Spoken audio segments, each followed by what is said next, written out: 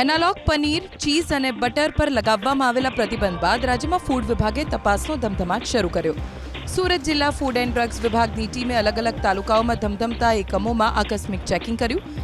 કામરેજ તાલુકાના ધોરણપારડી ગામની આનંદ dairy product અને પ્રોફુસા ડેરી પ્રોડક્ટમાં ફૂડ વિભાગે પનીર, ચીઝ, દહીં, લસ્સી સહિતની ખાદ્ય ચીજ વસ્તુઓની તપાસ કરી.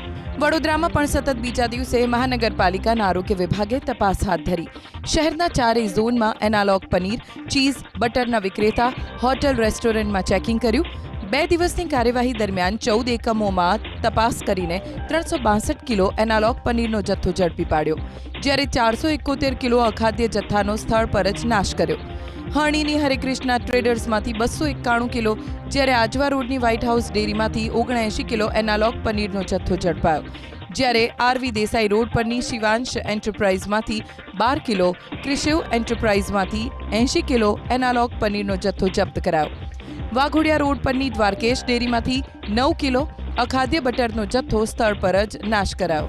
નવસારી ફૂડ એન્ડ ડ્રગ્સ વિભાગે શહેરની અલગ અલગ હોટલ્સમાં હાથ ધર્યું ચેકિંગ. 20 જેટલી હોટલમાંથી પનીરના સેમ્પલ લઈને તપાસ માટે લેબમાં મોકલી આપવામાં આવ્યા. સેમ્પલના રિપોર્ટ આવ્યા બાદ ફૂડ વિભાગ જવાબદારો સામે કડક કાર્યવાહી કરશે. મહેસાણાના રાધનપુર રોડ પરની ખાણીપીણીના એકમોમાં ફૂડ એન્ડ ડ્રગ્સ વિભાગે કરી તપાસ. હોટલ, રેસ્ટોરન્ટ, પિઝા સેન્ટરની સાથે ડેરીઓમાં પણ એનાલોગ પનીર, બટર અને ચીઝ મુદ્દે તપાસ કરાઈ. સ્થળ પર જ ટેસ્ટિંગ સહિતની કામગીરી કરતા વિક્રેતાઓમાં ફફડાટ ફેલાયો. પાટણના હારીજમાંથી ફૂડ એન્ડ ડ્રગ્સ વિભાગે અખાદ્ય અને લેબલ વગરનો 150 કિલો મીઠા માવાનો જથ્થો ઝડપી લીધો.